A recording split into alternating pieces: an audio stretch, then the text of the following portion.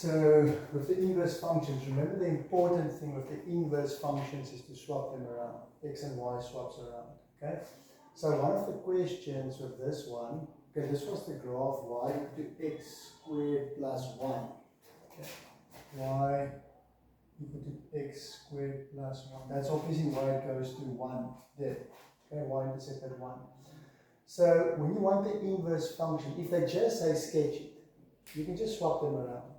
So you can say 0, 1 becomes 1, 0. Okay, so 1, 0. Okay, so there's 1, 0. Okay, they call there 1, 0. And then 2 and 5 becomes 5 and 2. Okay, so you go 5 and then 2.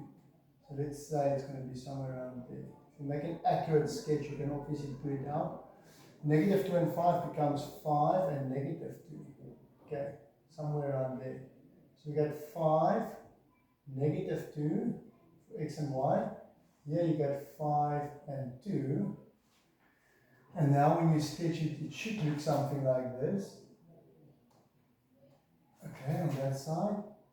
And then on this side. Okay, so there's your reflection. Okay, as you can see, it looks like this one. It's just been reflected.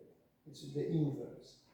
Okay, and then they might ask you to draw the line y equal to x, because remember, if y is equal to x, it means you can swap them around. You can make x y, you can make y x, you swap them around. So that is the inverse function, is the reflection in the line y equal to x. So obviously it's going to go straight through the middle, between them, straight through the middle. Okay, so when you look at the y equal to x, the line y equal to x, it has to be the mirror, so that when you take this and you reflect it in this mirror, it gives you this one.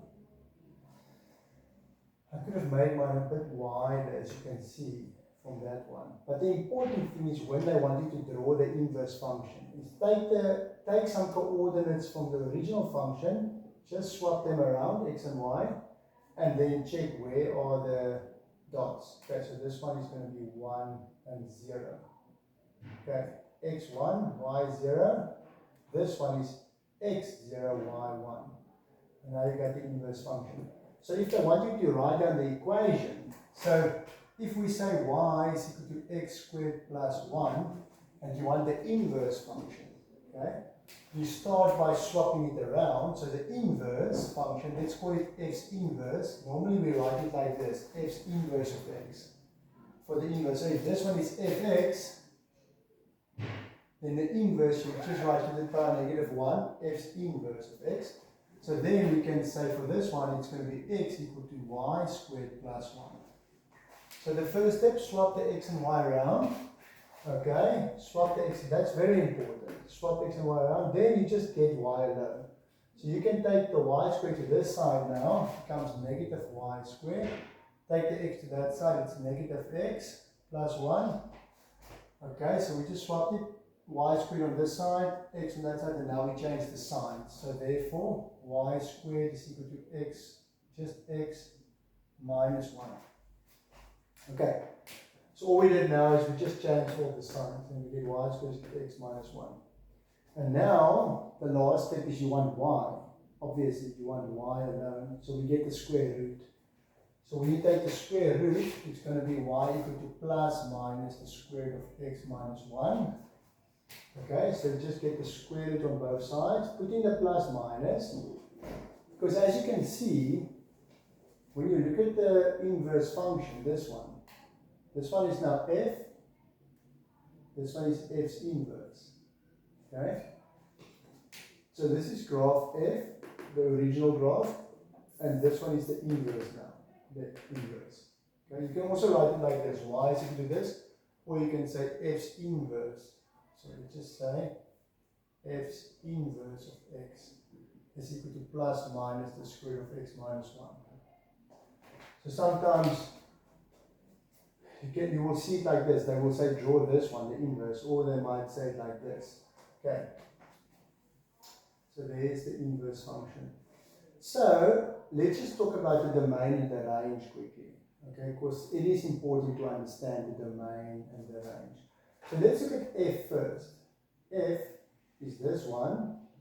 So the domain for this one, think about it, the domain is the x values on this graph. And we know for a parabola, the x values is just all of them, x element real.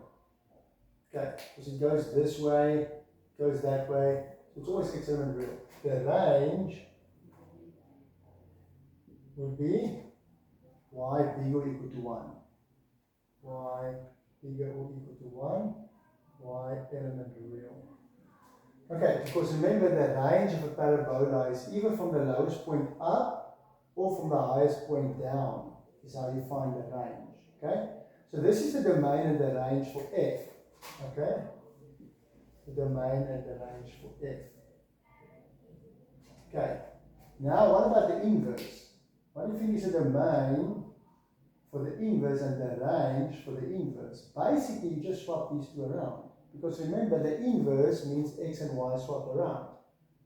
So if the inverse is when you swap them around, you can just say for the f's inverse, make it y element real here. For the range, it's going to be y element real. For the domain, it's going to be x bigger or equal to 1. You just swap those two and you put x on this side, you put y on that side. Okay, inverse function, x and y swap around.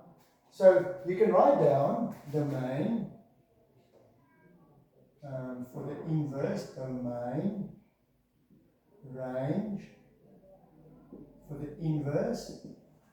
Okay, you can start like that, the domain and the range for the inverse.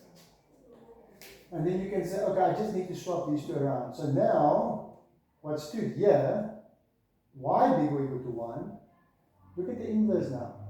Y bigger to 1, for the inverse, it must be x bigger or equal to 1. Because x starts at 1, and x must be bigger or equal to 1. So now when you have the range for the f, y bigger or equal to 1, now you've got the domain, x must be bigger or equal to 1, x element real. And then the range is anything, it's y element real, because the y values can go up. For the inverse, it can go up, and the y values can go down. So that's the domain and the range for the inverse function. Okay.